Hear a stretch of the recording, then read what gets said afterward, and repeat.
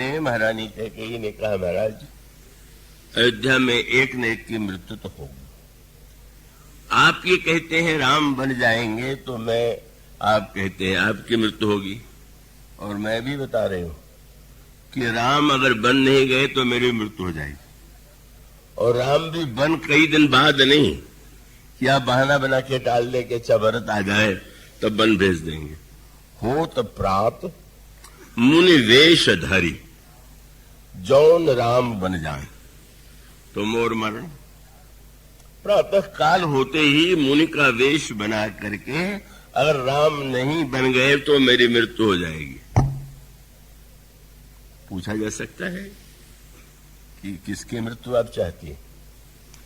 अपनी मृत्यु की पति की मृत्यु? पत्नियां बड़ी समर्पिता होती हैं, भावुक होती हैं, उनकी इच्छा ही रहती है कि मैं पतिदेव के सामने चली जाऊं और मेरे पतिदेव जीवित रहे। लेकिन लोभ का कफ कितना हृदय को कठोर बना देता, वो कैकेयी के उत्तर में दिखाई पड़ा। कैकेयी जी कहती है, नृप समझहु मन माय। दोनों में किसकी मृत्यु होनी चाहिए? सीधे न कह करके मन में सोचिए। क्या सोचिए? मेरे मरण से क्या होगा आप जानते हैं? मोर मरण रावुर अयश। अगर मैं प्राण दे दूंगी तो आपको कलंक मिलेगा। अभिप्राय क्या है? आप सत्य के लिए प्राण दे देंगे तो आपको यश मिलेगा, और मैं प्राण दे दूंगी तो आपको कलंक मिलेगा। इसलिए मैं चाहती हूं कि आपका यश बना रहे। यही तो अर्थ हुआ। मोर शब्द कितना चित्रा इससे बोले, याद रखिएगा, होत प्रात मुनि वेश धरि जौन राम बन जाए मोर मरण। पर मरण के साथ रावुर अयश, बड़ा भारी कलंक आपको लगेगा। नृप समझो मन माय। आप समझिए तो, जरा गहराई से विचार कीजिए। शरीर तो एक दिन जाते ही है, यश बचा रहना चाहिए। तो क्या हुआ, आप छोड़ देंगे प्राण तो यश तो बचा रहेगा। मानो इतनी निर्दयता से कोई व्यक्ति अपने स्वार्थ का समर्थन कर सकता है, इतनी निर्दयता से अपने पक्ष में तर्क ढूंढ सकता है। वो कैकेयी की वाणी से गोस्वामी जी ने कहा, बस जनु कठोरपन धरे शरीर हो। मंथरा ने जैसे अपनी कठोरता को हृदय में इतना प्रविष्ट करा दिया कि महाराज दशरथ की मृत्यु की कल्पना भी उन्हें दुख नहीं देती है, और मृत्यु हो जाने के बाद भी उनके अंतर्मन में कोई दुख नहीं। सब कुछ हुआ तो क्या हो गया, लेकिन मेरे पुत्र को राज्य तो मिलेगा। और जब श्री भरत ने पूछा, कहो पितु मरण हेतु महतारी, पिताजी की मृत्यु कैसे हुई? और जिस समय कैकेयी ने सारी घटनाओं को सुनाया, भरत जी तो ऐसे स्तब्ध हो गए, शब्द ही नहीं निकल रहा। ऐसा लगा कि जैसे मैं बिल्कुल शून्य हो गया, संसार शून्य हो गया, जीवन। भरत ही विसर पितु मरण, सुनत राम बन गौन, हे तू अपन को समझिए थकित रहे। इतने व्याकुल हो गए, कुछ भूल नहीं पा, सोच नहीं पा रहे। और तब मानो स्व और पर के संदर्भ का, हितैषी और हितैषी न का आज सत्य सामने आ गया। मेरा पुत्र भरत है, राम मेरी सौत कौशल्या के बेटे हैं। इस परायेपन की वृत्ति से ही उन्होंने इतने निष्ठुर कार्य किए। लेकिन जिस समय श्री भरत बोलने लगे, तब उन्होंने बाद में भी कहा कि वाह, व्यंग्य की भाषा में उन्होंने यही कहा कि महारानी से बढ़कर के महान कौन होगा? क्या बोले, मोह दीन सुख, अयोध्या का राज्य देने का प्रयत्न कर दिया, इससे बड़ा सुख क्या होगा? मोह दीन सुख सुयस सुराजू। और कितना बड़ा त्याग किया। बोले, लीन विधवपन अब जसाजू, विधवा हो गई, कलंक उन्होंने संसार में प्राप्त किया। और कितनी दुर्बुद्धि। और उसके लिए उन्होंने फिर ऐसा कोई कठोर शब्द नहीं था जो उन्होंने कैकेयी जी के लिए प्रयुक्त न किया। का उन्होंने जिसमें बोलना प्रारंभ किया, तब उसमें गोस्वामी जी कहते हैं, अरे दुर्बुद्धि से युक्त नारी का अगर तेरे हृदय में इतनी दुर्बुद्धि आनी थी तो जन्म लेते ही अगर तूने मुझे मार दिया होता तो उतना बड़ा पाप नहीं लगता। कि जो तय कुमति रही अति तो ही तो जन्मत काहे न मारी से मोही। और कह दिया कि जब तेरे हृदय में यह दुर्बुद्धि आ गई तो हृदय तेरा फट नहीं गया, तेरे मुंह में आग नहीं लग गई, कीड़े नहीं पड़ गए। इतने कठोर शब्द जो भरत जैसा संत बोलने का व्यस्त नहीं, वो तो बहुत मृदुभाषी।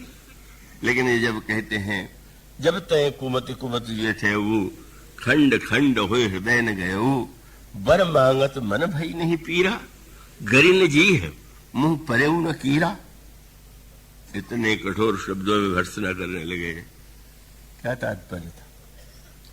जब उन्होंने सुख की परिभाषा राज्य मान लिया और अपनी समझ से अपने पुत्र को सुख पहुंचाने के लिए इतना कुछ उन्होंने त्याग किया, तो भरत जी के चरित्र में बार बार वह एक शब्द आता है। और मानो उसका अभिप्राय यह है, उसका तात्पर्य यह है कि उन्होंने कहा कि सत्य तो यह है कि कितनी बड़ी दुर्बुद्धि, कभी उन्होंने मां शब्द तो कहना ही बंद कर दिया।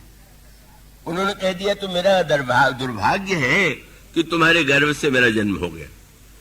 लेकिन सूत्र वही था कि तुमने जिस सुख की कल्पना किया राज्य में, तुमने देखा कि तुम्हारे इस सुख की कामना का परिणाम क्या हुआ। आज सारी अयोध्या दुख में निमग्न है, शोक में संत्रस्त है। सबको दुखी बना करके तुमने ये कल्पना किया कि मेरे पुत्र भरत को बड़ा सुख मिलेगा। यह संकेत था कि सुख की परिभाषा अगर वस्तुओं को पाना हो और पाने में भी ये सिद्धांत बन जाए कि चाहे जैसे पाया जाए। इसलिए गोस्वामी जी ने व्यंग करते हुए कहा कि कलयुग में सयाना कौन माना जाता है? अन्य युगों में सयाना वो माना जाता था जो ज्ञानी हो या भगवान का भक्त हो, पर कलयुग में सयाना कौन है? बोले सयाना वह है कि सोई सयान जो पर धनहारी, जो जितनी धूर्तता से चतुराई से दूसरे के धन पर अधिकार कर ले। बोले हाँ ये देखो क्या बुद्धिमान है। मानो व्यंग यही है कि सयानपन का अर्थ तो यह है कि वही श्री भरत जी ने आगे चल करके कहा, इतनी तुम्हारी दुर्बुद्धि थी कि तुमने सुख के लिए और तुमने मुझे सुख पहुंचाने की वृत्ति से सारी अयोध्या को तुमने शोक में दुख में डाल दिया। मानो अगर एक व्यक्ति का सुख हजारों लाखों व्यक्तियों का दुख बन जाए, एक व्यक्ति के राज्य के लिए अगर इतना बड़ा अन्याय अधर्म किया जाए, तो श्री भरत कहते हैं क्या सचमुच वह व्यक्ति सुखी हो सकता है? और तब उन्होंने यही कहा कि वस्तुतः अगर कैकेयी में रंच मात्र सद्बुद्धि होती तो उन्हें समझ में आ जाता कि मेरे जीवन का लक्ष्य क्या है, मैं किस बात को पा करके जीवन में धन्य हो सकता था। और तब उन्होंने हित शब्द का प्रयोग करते हुए कहा, हित हमारी सियपति सेवकाई सो हरिलीन मां तो कुट लाई। मेरा परम हित तो था कि मैं प्रभु के चरणों की सेवा करूं, पर दुर्बुद्धि की ऐसी व्याख्या की जिसने राज्य से सुख जोड़ दिया और वह सुख संसार के दुख का कारण बन गया। और इसलिए आपने कैकेयी का मुख देखना बंद कर दिया और वहां से क्षुब्ध होकर के मां कौशल्या के पास जाते हैं। मां कौशल्या हृदय से लगा लेती हैं, उनमें अपने परायेपन का तो भेद है ही नहीं। कब भरत को राज्य मिलने वाला है इसको देख करके मां के हृदय में कोई ईर्ष्या नहीं उत्पन्न हुई। ये नहीं हुआ कि भरत के कारण मेरे पुत्र को वन में भटकना पड़ रहा है। यही मानो दोनों में अंतर है। क्रियापरायण व्यक्ति जो है बदला चुकाने में विश्वास रखता है। जो जितना बदला चुकाने वाला व्यक्ति होगा वो उतना क्रियापरायण होगा। और जो सद्भाव जिसके हृदय में होगा, विचार होगा, भावना होगी, वो बदला क्या लेगा? बदला लेने की वृत्ति का अर्थ ही क्या उसके जीवन में? और इसलिए कई जो कौशल्या अम्बा है, मंथरा ने कह दिया, कई कौशल्या ने तुम्हें देखो अपने बेटे को राज्य दिलाने के लिए क्या नहीं कर लिया, और ये कहा कि तुम्हें साउथ के हृदय को इतना कष्ट पहुंचाना, बस देहु लेहु सब सवति हुलासु। कौशल्या बड़ी मगन हो रही थी, जब दुख में जलने लगे, पीड़ित होने लगे, तब ना आनंद आवेगा। मानो क्रियापरायण व्यक्ति बदले पर विश्वास करता है। एक हिंदी का शब्द है, उत्तर प्रदेश में, यहाँ पर हो सके नहीं हो, ये विवाह आदि में संस्कारों के बाद जो अपने परिचित या संबंधी हैं, उनके पास लड्डू भेजे जाते हैं। पर लड्डू देने में ये नियम नहीं है कि अपने मन साहब चाहे जितना लड्डू भेजिए। एक शब्द है बायन। बायन माने उसके घर से जितने लड्डू आए हैं उतने भेजा जाएगा, उससे बिल्कुल अधिक नहीं होना चाहिए, उसको बायन कहते हैं। महाराज देवर्षि नारद ने भगवान से यही कहा था कि भले घरे अब बायन दीना, अब तुमने मुझे बायन दे दिया है तो मैं भी बदले में उतने ही दूंगा। ये शब्द उनके मुंह से, भले घरे अब बायन दीना, पाबोगे फल आपन कीना। तुमने मुझे दुख दिया, अब मैं बदले में वही तो दूंगा जो तुमने दिया। और इसलिए उन्होंने यही कहा, तुमने मुझे इतना दुख दिया तो मम अपकार कीन तुम भारी, तो नारी विरह तुम हो दुखारी। तुमने मुझे दुख दिया और तुम भी दुख पाओगे।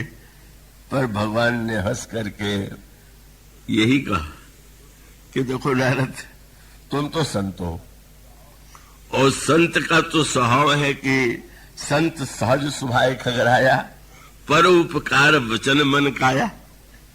तो देखो, रोष में भी तुमने शाप भी दिया, पर दुख देने के लिए दिया, लेकिन तुमने ध्यान नहीं दिया कि मैंने तुम्हारे या तुम्हारा विवाह नहीं होने दिया, तुम ऐसा कहते हो। तो तुम अगर दुख देना चाहते तो यही शाप देते कि तुम्हारा विवाह नहीं होगा। पर तुमसे ये तो निकला नहीं, तुमने कहा पत्नी के वियोग में तुम दुखी होगे, तो तुमने इतना वरदान तो दे ही दिया कि विवाह तो होगा ही। अब ठीक है, तो तुमने तो भले ही दुख, इसीलिए लिखा हुआ है कि नारद जी ने दुख देने के लिए दिया बदला बायन, पर साप शीस धरी हरसी प्रभु बहु विनती कीन। वाह महाराज, कितना सुंदर आपने शाप के रूप में वरदान दे दिया, मुझे दे दिया, संसार को दे दिया, क्योंकि जितनी बातें उन्होंने कही ठीक उल्टी थी। उन्होंने कहा तुमने मुझे बंदर की आकृति दिया, तो अब शाप तो यही होता कि बंदर तुम्हें जीवन भर कष्ट देते रहेंगे। लेकिन नारद जी के मुंह से क्या निकला कि तो बंचे हुए मोह, उन्होंने ये कहा कि कपि आकृति तुम कीन हमारी, तुमने मुझे बंदर की आकृति दे दिया, फल क्या मिलेगा? बोले करी है किस सहाय तुम्हारी, बंदर तुम्हारी सहायता करेंगे। प्रभु हंस रहे। देखो तो कैसा सहज स्वभाव है कि जिसके लिए कहना चाहिए बंदर कष्ट देंगे, वो कह रहे हैं कि बंदर तुम्हारी सहायता करेंगे। और साथ साथ जब यह वाक्य कह दिया कि बंचहु मोहि जवन धरि देहा, सोई तनु धरहु शाप ममया। तुमने राजकुमार का वेश बना करके मुझे ठग लिया, तो तुम्हें मनुष्य के रूप में अवतार लेना होगा। प्रभु ने कहा कि देखो कैसा परोपकार वचन मन काया का, मुझे अवतार लेने की भी आज्ञा दे दिया, मनुष्य के रूप में अवतार लेने का शाप दिया, और सारे संसार का हित इसी में तो था।